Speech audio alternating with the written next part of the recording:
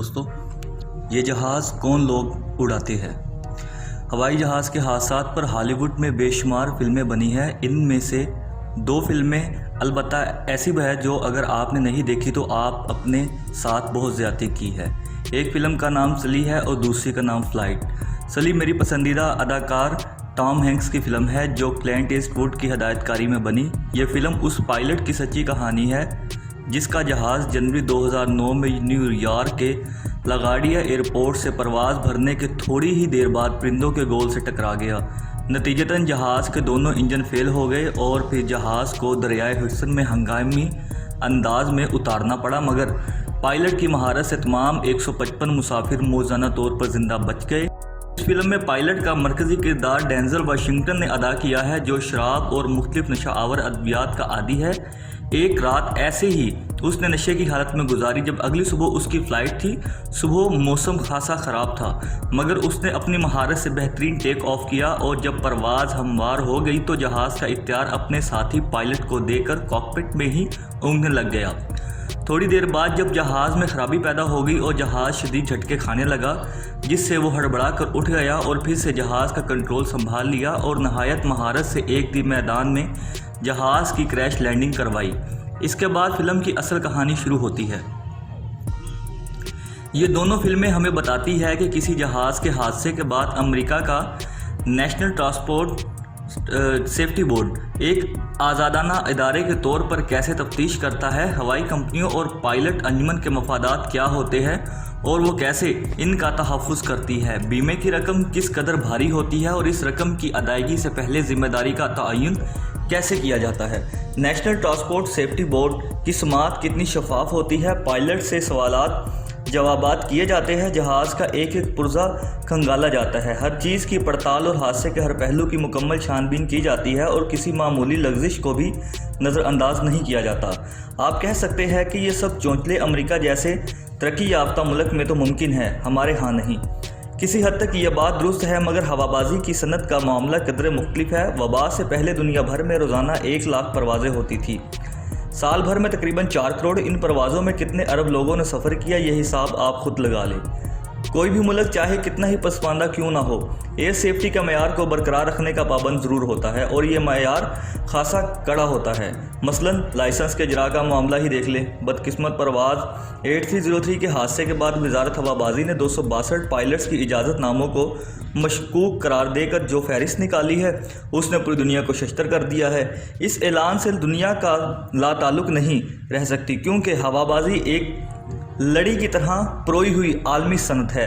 ایک پائلٹ جسے پاکستان کی سول ایویشن اتھارٹی نے جہاز اڑانے کا مشکوک اجازت نامہ جاری کر رکھا ہو، عین ممکن ہے کہ وہ اس وقت مسافروں سے بھرا کوئی جہاز بحر اوقیانوس کے اوپر سے اڑاتا ہوا لے جا رہا ہو تو کیا پھر دنیا یہ سمجھے کہ ہمارا پائلٹ نالائق ہے؟ اس بات کے 2 جواب ہیں۔ پہلا جواب طریقہ کار سے متعلق ہے۔ سادہ پائلٹ بننے کے لیے انٹرمیڈیٹ تک سائنس کی تعلیم ضروری ہے۔ اس کے آپ کسی بھی فلائنگ کلب میں داخلہ لے کر جہاز اڑانا سیکھ سکتے ہیں۔ یہاں 3 ماہ تک آپ کو ایویشن کی بنیادی تعلیم دی جائے گی۔ تحریری امتحان پاس ہوگا جسے پاس کرنے کے ساتھ ساتھ آپ کو کم از کم 3 گھنٹے کا جہاز اڑانے کا تجربہ حاصل کرنا ہوگا جس کے بعد آپ اسٹوڈنٹ پائلٹ لائسنس مل جائے گا۔ اس سے اگلا درجہ پرائیویٹ پائلٹ لائسنس کا ہے۔ اس کے لیے 40 گھنٹے جہاز اڑانے کا تجربہ اور سول ایویشن کی نگرانی میں تحریری امتحان پاس کرنا ضروری ہے۔ اس سے آپ کو صرف ذاتی جہاز اڑانے کی اجازت ملے گی۔ اگلا مرحلہ کمرشل پائلٹ کا ہے جس کے لیے 200 گھنٹے کی فلائنگ آورز اور ایویشن کے 8 پرچے پاس کرنا ضروری ہے۔ CAA کے فلائٹ چیک کے ساتھ اگر آپ ان تمام مراحل سے گزر جائیں تو آپ کو کمرشل پائلٹ لائسنس جاری کر دیا جاتا ہے اور آپ بطور کیڈٹ پائلٹ کسی بھی ایئر لائن ملازمت کے حصول کی درخواست کر سکتے ہیں۔ اس سے آگے ایئر لائن ٹرانسپورٹ لائسنس ہے۔ یہ حاصل کرنے کے لیے CAA کی شرط ہے کہ پائلٹ کے پاس کم و بیش 1500 گھنٹے کا جہاز اڑانے کا تجربہ ہو اور وہ ایویشن اور دیگر متعلقہ علوم کے 8 پرچے پاس کرے۔ اسے کڑے مرحلے کے بعد ہی کسی پائلٹ کو مسافروں والا سب سے چھوٹا جہاز جیسے ATR بطور کپتان خود اڑانے کی اجازت ملتی ہے۔ اس سے پہلے بطور معاون کپتان کا مکمل تجربہ لازمی ہے۔ اس پورے عمل میں کچھ تکنیکی تفصیلات اور بھی ہے جن کے ذکر سے میں آپ کو بوجھل ہو جائیں گے سو انہیں چھوڑ دیتے ہیں۔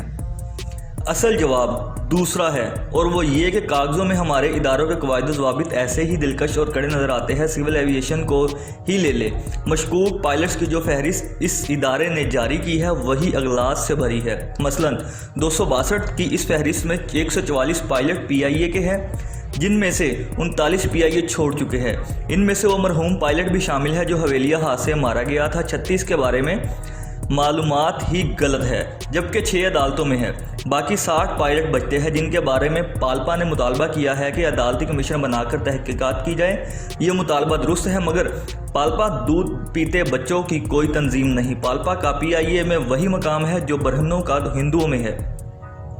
بہتر ہے کہ پالپا ہچر مچر کرنے کی بجائے ان 60 پائلٹس کی اجازت ناموں کو خود پڑتال کرے اور ان کے لائسنس بے داغ نکلے تو ان 60 پائلٹس کو بغل میں بٹھا کر پریس کانفرنس کرے، جہاں یہ سب پائلٹس اپنے اجازت نامے لہرا کر میڈیا کے سامنے پیش کر کے کہیں کہ ان کی اجازت ناموں کی پڑتال کروا لو، ان میں کوئی خرابی نہیں۔ رہی بات سول ایویشن کی، تو اصل ذمہ دار یہ ادارہ ہے جو لائسنس جاری کرتا ہے، مگر لطیفہ یہ ہے کہ اے ہم بچہ شتراست، یعنی یہاں بھی پی آئی اے کے پائلٹس کا قبضہ ہے۔ کلیدی عہدوں پر پائلٹ سی اے اے میں ڈپیوٹیشن پر آتے ہیں، جس سے اس ادارے کی خود مختاری صفر ہو کر رہ گئی ہے۔ حل کیا ہے؟ حل یہ ہے کہ سول ایویشن کو وزارت سے علیحدہ کر کے خود مختار ادارہ بنایا جائے۔ یہاں لائسنس کے اجراء کے لیے غیر ملکی پائلٹ اور ماہرین بھرتی کیے جائے جن کا کوئی رشتہ دار پاکستان میں نہ ہو۔ سیفٹی بورڈ کو سول ایویشن سے علیحدہ کر کے اس کی تشکیل نیشنل ٹرانسپورٹ سیفٹی بورڈ کے طرز پر ہی کی جائے۔ اگر ہم یہ نہیں کریں گے تو ایک دن ہمارے منہ پہ خاک جانے دیں گے۔ میں کچھ نہیں کہتا۔ کالم کی دم پرواز 8303 میں جہاں بحق ہونے والے کے لواحقین کو پی آئی اے 50 لاکھ روپے کی رقم بیمے کی مد میں ادا کرے گا، جو کہ بظاہر اس بین الاقوامی معاہدے کی خلاف ورزی ہے جس کے تحت یہ رقم 1.5 کروڑ پاکستانی روپوں کے قریب بنتی ہے۔ لواحقین کو یہ پوری رقم ملنی چاہیے۔